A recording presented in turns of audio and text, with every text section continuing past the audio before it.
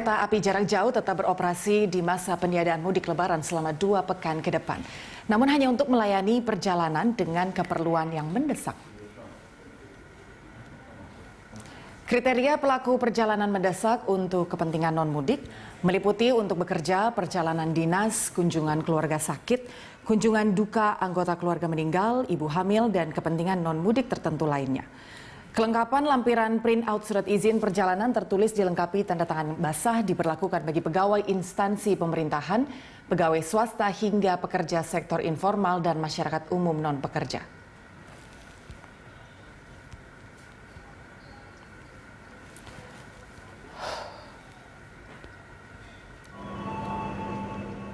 Dan informasi selengkapnya mengenai jadwal dan waktu operasional kereta api jarak jauh selama masa larangan mudik, kita segera bergabung dengan reporter Ira Hulu dan juru kamera Fatan Jauhar.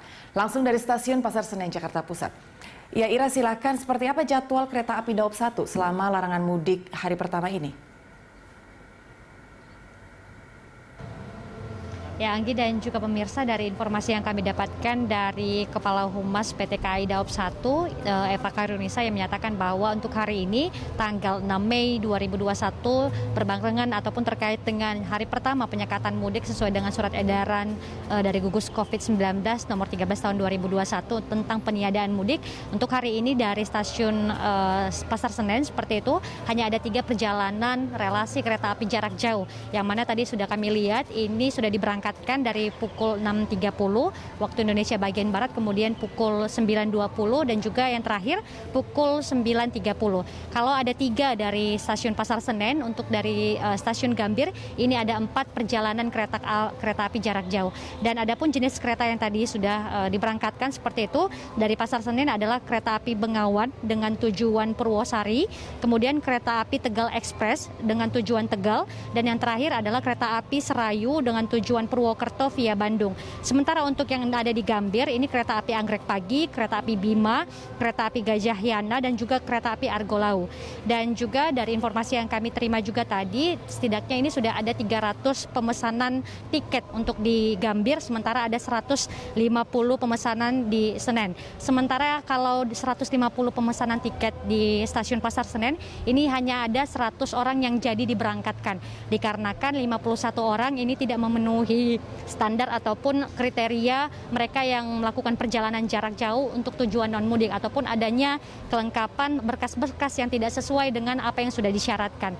Dan Anggi dan juga pemirsa, memang kita ketahui bahwa untuk perjalanan relasi kereta api jarak jauh ini ada sejumlah persyaratan yang harus dipatuhi oleh para penumpang yang hendak ingin berpergian ke sejumlah tujuan. Seperti memang yang pertama harus ada urgensi ataupun kepentingan tertentu mengapa mereka menjadi penumpang di kereta api jarak jauh di pertanggal 6 sampai dengan 17 Mei 2021. Seperti perjalanan dinas, kemudian juga kunjungan keluarga sakit, kunjungan duka, kemudian juga ibu hamil yang didampingi oleh 1 orang anggota keluarga, dan kepentingan non-mudik lainnya. Sementara itu juga bagi pegawai BUMN maupun juga BUMD, prajurit TNI, polisi dan sebagainya, ini wajib memiliki print out surat izin perjalanan tertulis yang dilengkapi tanda tangan basah ataupun elektronik dari pejabat setingkat eselon 2. Dan juga jikanya nanti misalnya dari pihak-pihak tersebut ini tidak bisa melengkapi apa yang sudah disyaratkan seperti itu, nanti pihak dari kereta api Daop 1 ini terpaksa harus melakukan pembatalan perjalanan. Anggi.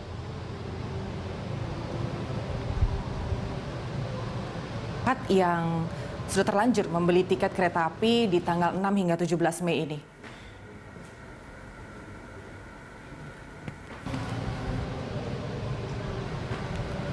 Ira? Anggi? Ya, Ira, seperti apa proses refund tiket apabila masyarakat ada yang sudah terlanjur membeli tiket kereta api tanggal 6 hingga tanggal 17 Mei?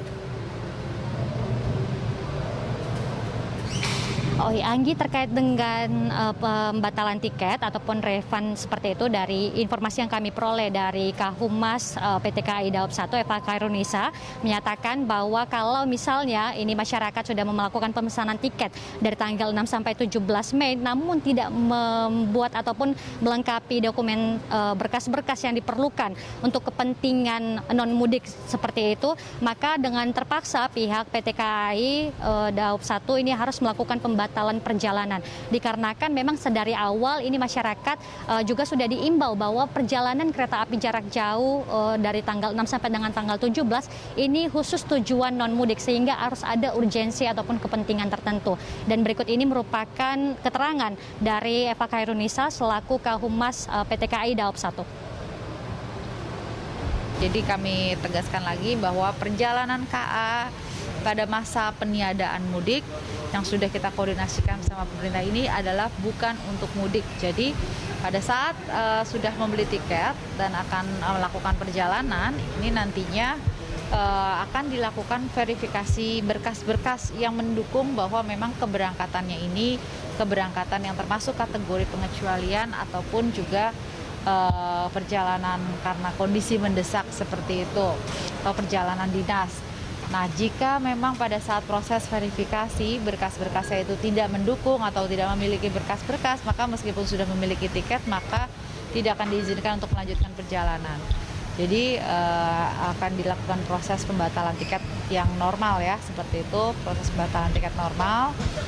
Jadi untuk pemeriksaannya pada masa peniadaan mudik ini tentunya kita harus mendukung upaya pemerintah, kita koordinasikan bersama. KA yang jalan ini bukan untuk mudik, hanya untuk mengakomodir masyarakat yang memiliki kebutuhan khusus ataupun mendesak atau yang masuk dalam kategori pengecualian harus melakukan perjalanan seperti itu. Namun tentunya harus didukung dengan data-data ataupun berkas-berkas pendukungnya.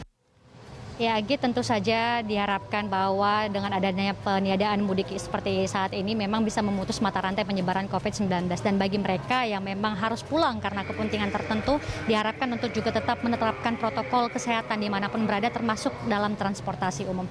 Demikian, Anggi, kembali pada Anda di studio. Baik, Ira, terima kasih untuk informasinya. Selamat bertugas kembali.